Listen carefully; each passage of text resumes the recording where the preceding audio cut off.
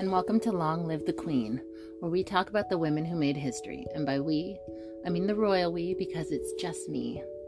This week, we're going to focus on Katherine Swynford.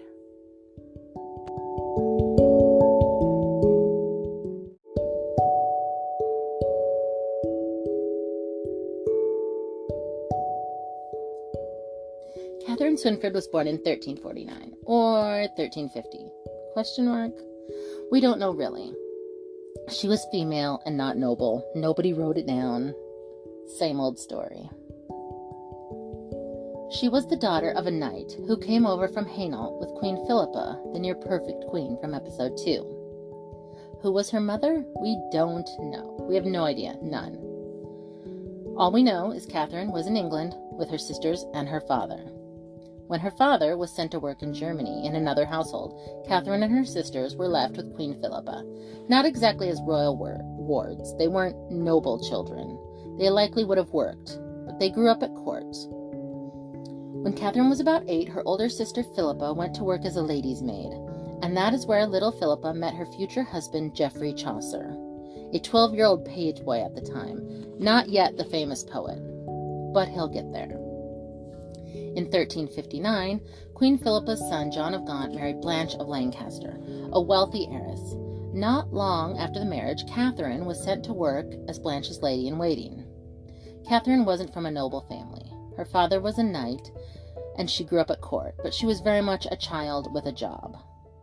We don't know exactly when she went to work, but her sister was working by around 10, so we can assume that sometime around 1360, when she was 10 or 11, she was sent to work. Some of her duties would have been to care for Blanche's daughter Philippa, who was born in 1361. She was sort of a live-in babysitter. Sometime around 1362, she too married a knight named Hugh Swynford. She was only 12 or 13. This was the age you could get married back then, but very, very young. This was exactly the life, though, that she would have expected. She was the daughter of a knight. She married a knight. And she was in the service of Blanche, and her husband Hugh worked for Blanche's husband John. It was perfect. This was very common. First, it was easier to meet people that you worked with because you likely lived very near each other. But also it would mean that Katherine, Hugh, and their children would be very loyal to the Lancastrians. Even it would be assumed that their children would eventually someday work for the Duke's children in the next generation. Over the next 5 years, Blanche had a second daughter that she named Elizabeth, and Katherine and Hugh started their own family. Eventually, they had 4 children, but we don't know when they were born because they weren't noble and nobody wrote it down. But Blanche, Margaret, Dorothy, and Thomas were born between 1362 and 1371. During this time was when Katherine's sister married Geoffrey Chaucer, the page/poet. They also worked in the same household. Not the same household that Katherine and Hugh worked in, but the same household as each other, because again, it was very, very common practice. In 1368, John of Gaunt's wife Blanche died, probably of the plague, but we don't really know for sure, at the age of only 23, leaving behind 8-year-old Philippa, 5-year-old Elizabeth, and 1-year-old baby Henry. Katherine, who had stopped being a lady, probably around the time she became a mother herself, was asked by John of Gaunt to return to be governess to his daughters. Her daughters would have been about the same age, and Katherine, having grown up at court, would have been a prime candidate for helping raise John and Blanche's noble children. Katherine essentially became the lady of the house, running the household staff and raising the Duke's children while he was out being ambitious. The year after Blanche died, Queen Philippa died also. She was John of Gaunt's mother and thus his children's grandmother. She was also Katherine's mother figure, having been raised at court. And just 2 years later, Katherine's husband Hugh died as well. In just 3 years, Katherine had lost her boss, who she was very close to, begun taking care of her boss's children, then lost her own mother figure, then lost her husband. It would have been a turbulent time for the 21-year-old Katherine, her 4 children, and John of Gaunt's 3 children, who she was now caring for during his mostly absence. John of Gaunt had become a patron of Katherine's brother-in-law, Geoffrey Chaucer. He had asked him to write something about the death of Blanche, Duchess of Lancaster, and Chaucer wrote the Book of the Duchess. Sometime after that, he also wrote the Canterbury Tales, thus famous poet. The next year, John, having received the title Duke of Lancaster from his first marriage, was getting married again, this time to the daughter of the exiled King of Castile. He argued that as the husband of Constance of Castile, he should be the King of Castile, just like he was now the Duke of Lancaster after marrying the daughter of the Duke of Lancaster. He was clearly a man who married for the chance at a title. He was the middle child of the middle children of the king. He was the third of 5 boys. His brother and nephews were set to inherit the throne of England, and John had to make his own way. And we have no idea when it started, but at some point, John and Katherine started a relationship. The way that makes the most sense to me, since we don't know, is that after the death of both of their spouses, they were both single parents whose children were growing up together, and they likely bonded over the shared experiences of raising children together. But John would not have married Katherine. For him, marriage was a business deal, and Katherine wasn't noble. Even just being a royal mistress would have been considered higher than her station allowed. She was a governess. John's wife Constance lived apart from his mistress Katherine. With Katherine also lived his children with Blanche, her children with Hugh, and their children together. Along with John, they all lived at Savoy Palace. John spent most of his time there and treated them as his main family. He also had a wife and daughter living apart from him. During this time, he was calling himself the King of Castile, even though Castile had chosen another king.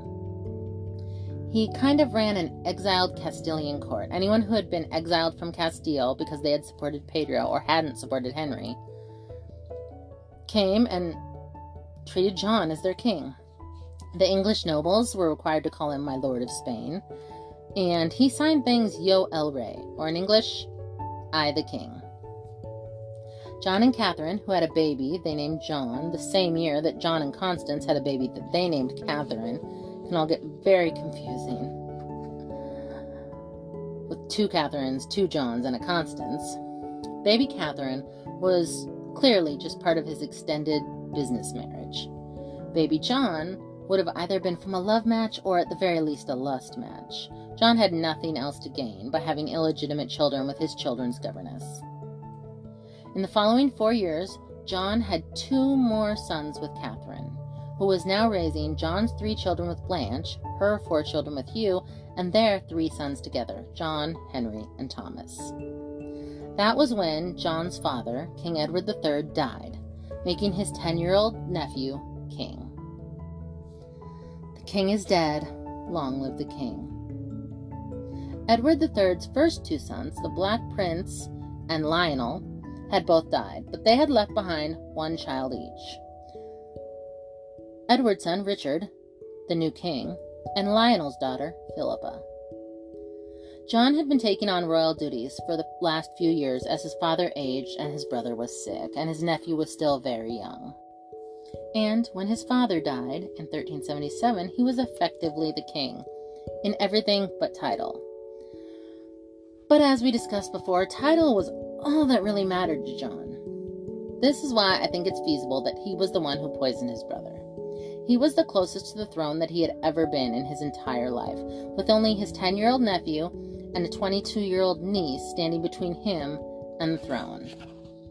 And in the 14th century, a woman had never been crowned king and queen in her own right. She was just the queen consort, wife of the king. So she wasn't much of a threat, and neither was the 10-year-old. But John spent the next few years gaining power, ruling the country for his nephew, trying to prove himself, prove that he would be a good king, and having a daughter, Joan, with Katherine. Katherine would have been mostly alone at home. She had staff, but she also had 11 children she was caring for in their unofficially blended family. John did not do a good job proving that he would be a great king.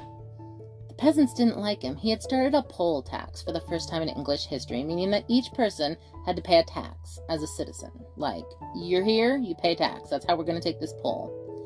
was wildly unpopular, and a large part of the peasants revolting in 1381. They were like, absolutely, this guy sucks. The revolting peasants completely destroyed Savoy Palace, the residence that Catherine and the 11 children lived in. This seemed to be the point at which John reevaluated his life. John had to flee from the peasants, first seeking refuge with his widowed sister-in-law Joan, the Fair Maid of Kent, and then to Scotland with King Robert II, probably with his son Henry Bolingbroke, planning their return. His oldest daughter Philippa was likely also with them. He hadn't given up on Castile, and she was a tool that he was going to use to get Castile. His younger daughter had already been married off at 17 to an 8-year-old noble, but that's a totally another story.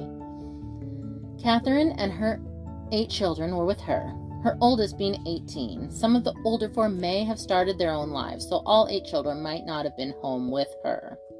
But John was gone, and she was in charge of all of her children, because John reconciled with his wife, Constance. Catherine was given a large cash payout, and the wealthy John went back to his second wife. Catherine's children with John were given the last name Beaufort. They weren't Lancastrians like their older siblings because they were illegitimate. They also weren't Swynfords like their mother and their other siblings, because that was the last name she had with her first husband, who was not their father. So they needed a name, and they were given the name Beaufort because their father was a very wealthy duke who had many castles, and one of his lesser impressive castles was Beaufort Castle. It was his dumpiest castle. But he figured his legitimate children weren't likely to fight over it. They wouldn't want that. So he gave his illegitimate children the last name Beaufort, and that would be their castle, the one that nobody else wanted. He was trying to provide for his children, even his illegitimate children, which I suppose makes him kind of a good dad, but I mean, we don't need to go into it. I'm not a fan of his. But this is where we take a moment to mention some potentially recognizable names. John of Gaunt and Katherine Swynford's oldest son was John Beaufort. John Beaufort was the paternal grandfather of Margaret Beaufort, the mother of King Henry VII, grandmother of King Henry VIII, and great-grandmother of Queen Elizabeth I.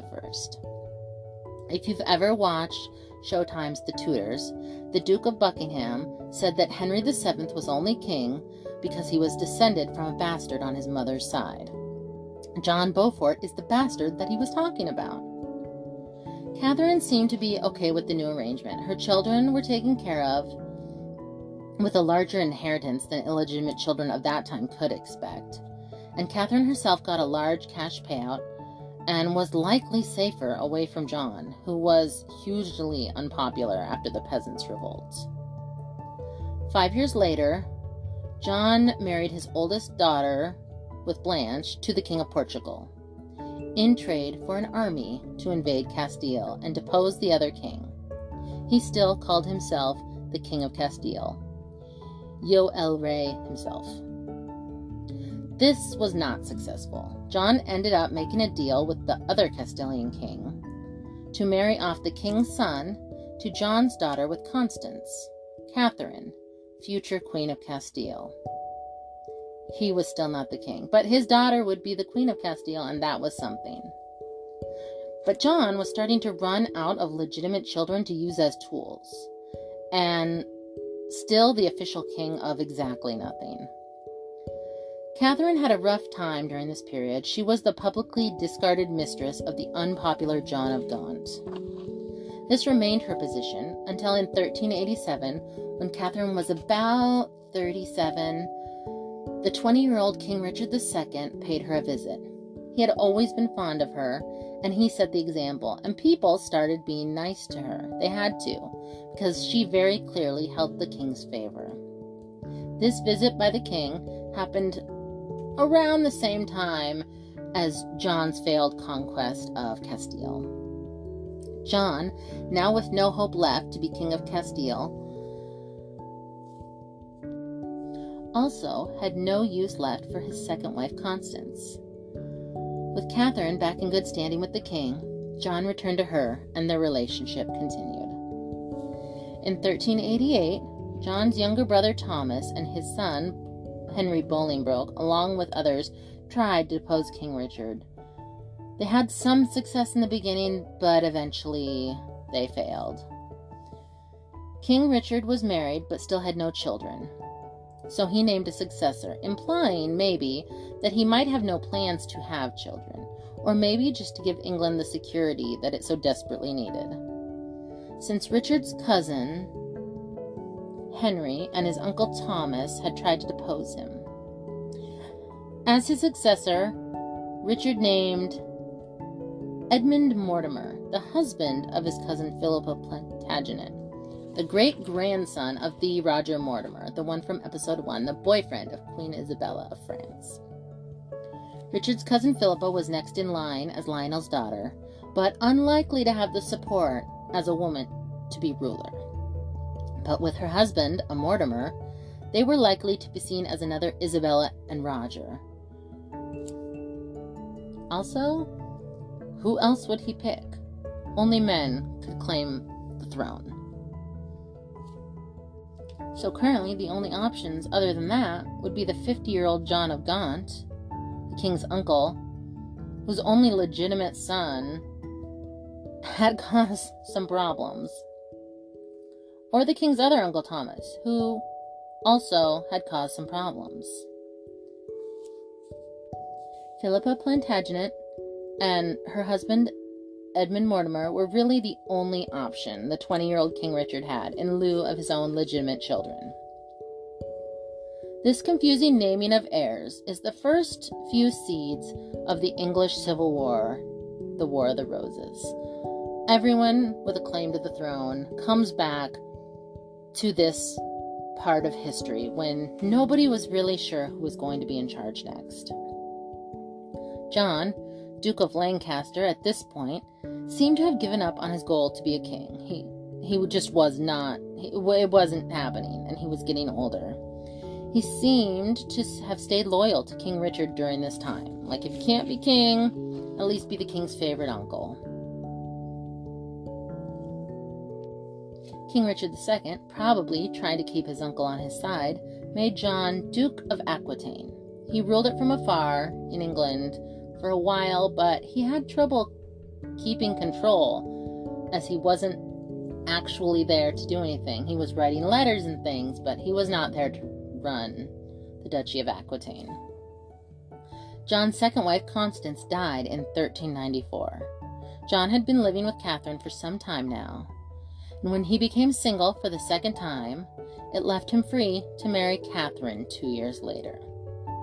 I know what you're thinking. Why, after all these years, would 55-year-old John of Gaunt marry 46-year-old Katherine Swynford? It could be because he was getting older and his ambitions were settling down.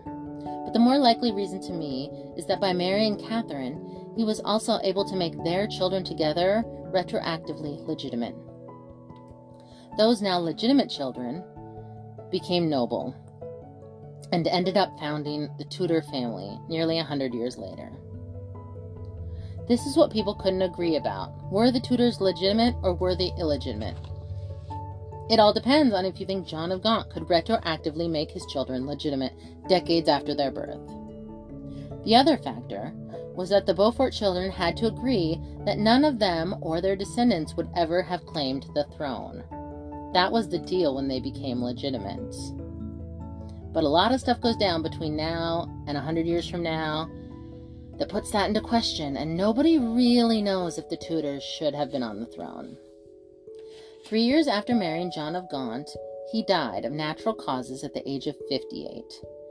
He was buried by his first wife, Blanche of Lancaster, and just 4 years later, Catherine also died at the age of 53. She is buried next to her daughter, Joan.